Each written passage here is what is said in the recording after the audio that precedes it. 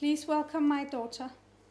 She's 14 years old, and it's so important that we listen to those who sees the consequences from first hand and listen to those who are in their most important time of their lives, going from childhood to teenage life. Прошу поприветствовать мою дочь, ей 14 лет, и это очень важно, чтобы мы послушали тех, кто видит последствия, видит последствия на себе из первых рук, и послушать тех, кто сейчас в самом важном возрасте своей жизни, переходя из детства в подростковую жизнь. This is Amelia.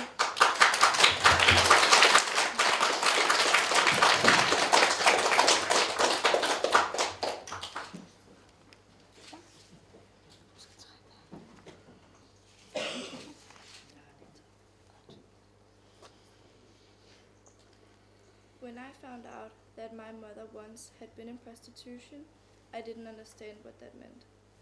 When I did understand, it didn't make any difference to me. For some people, she's a woman who has reached the lowest point of our society, but for me, she's so much more than that. She's a mother, and what more can I ask for? Her being my mother means everything to me. Who she is in the media is different to whom she is in everyday life. My mother is so much more than just a victim. She's more than just a public debater and speaker, and she's more than that woman who is seen solely as her past or as her arguments. She's a strong single mother, mindful of life, respectful to others, and so much more. It's been with mixed feelings that I have observed how she got involved in the debate on prostitution and how she used her own experiences to emphasize how violent prostitution are. I saw her when she appeared in the media, and so did many others. But what they didn't see was the re-traumatization it brought when she again and again had spoken about the violence in prostitution and then sat at home by herself, far away from the limelight, not letting anybody see how damaged she was and still is. It's been difficult to understand whether her doing so was a good thing or not. The cause is important, and she held it so high, but the costs were even higher and led to an increasing anxiety. Anxiety for the many threats she was exposed to after she got involved with the debate on prostitution. The anxiety of somebody finding and hurting her, because that's what it sounded like people intended to when they attacked her on social media. The anxiety built on the fear that someone would manage to hack into her email or Facebook account. The anxiety that only me got aware of when she didn't dare to open her curtains, when she double-checked if the door was locked, when she slept on the couch, and when she kept a baseball bat at hand as security in case that someone would manage to break into the house. It was a permeating anxiety that she tried to cover up by pointing to a string of break-ins in the neighborhood, because she didn't want to worry me about the personal threats she received. But the anxiety she carried, it rubbed off on me because I could well sense that her anxiety was about so much more.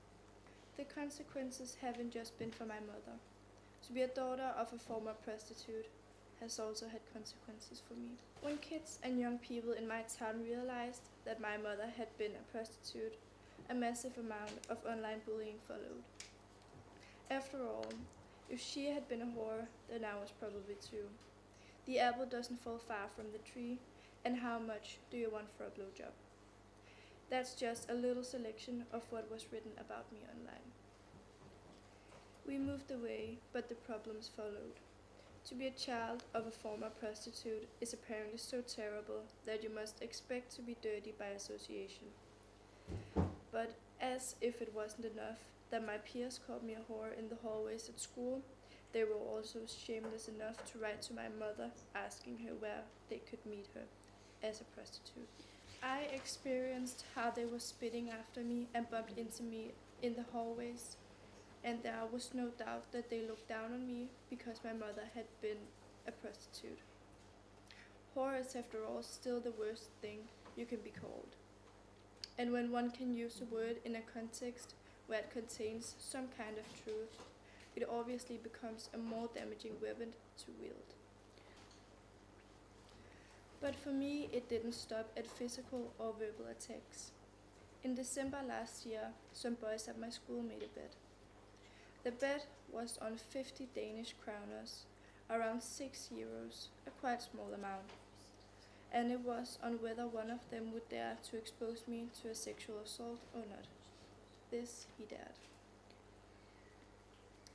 He pulled me away from the sidewalk and into a parking lot. He pushed me up against a car and began touching me while he stuck his tongue into my mouth and down my throat.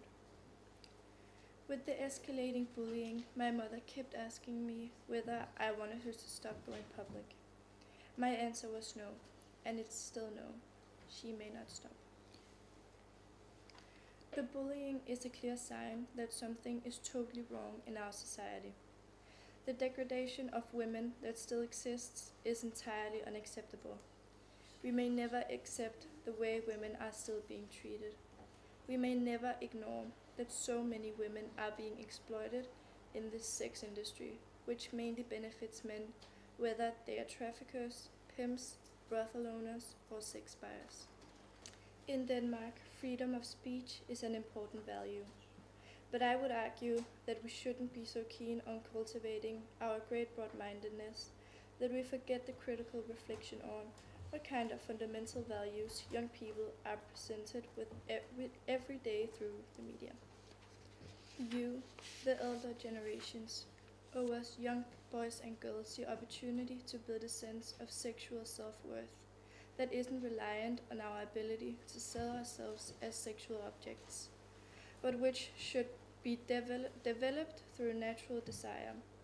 A desire in which young people should also learn that it's perfectly alright to have boundaries and to set them. The technological platforms on which young people operate today are not readily available for adults to access or understand. Bullying and attempted sexual assaults happen out of sight, and they are far more common than the older generations understand. We grew up with pornography. It is actually more or less stuffed down our throats. We didn't have the option to choose it, but we have had to accept that it was part of our lives and that it has influenced our ideas of sex and sexuality. Today, young people don't necessarily see a blowjob as sex. It is much more closer to a reward a girl can give if a boy has done something for her and wishes something in return. Or it can be a quick way to get some cash without a hassle. I know that today a blowjob is something boys expect that girls are willing to give. But the impact of porn means that it often plays out in humiliating or violating ways. To have your head shoved down onto a boy's penis can be disgusting and hugely intimidating. In our generation, sex is often seen as a way to earn privileges, as if it was a trade. The girl becomes a fuck slave, the boy an economical solution. The Danish motto, put in, pull out, push away, which is like the English motto, pump and dump, is used as if it was Hakuna Matata. And it's this perception and fear that many girls carry around with them, and which can lead to difficulties with trust in their later relationships. There is a new trend among young people. Boys trying to pry off the condom while having sex with the girl without the girl finding out about it are, among youngsters, the new black. I'm afraid that the degradation will never end. The young and future generations will be marked by earlier generations' naive assumption that sexuality can be separated from feelings, and so can be free and yet uncomplicated.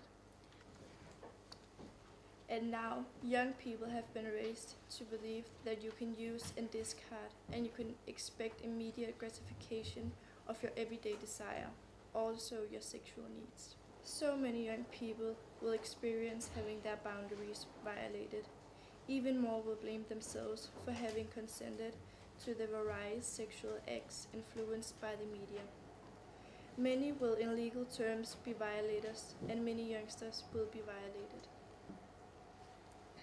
Young people will develop difficulties maintaining close relationships, since important values such as respect, tolerance, and trust doesn't have any interest to the media, because it doesn't sell. I'm 14 years old and already marked by the profound sexualization of our society. When you talk about prostitution as work, you influence my sexual development in a negative way, because diminish to capital something that for me and for all other young people should be built on trust, love, safety, respect, closeness, and intimacy.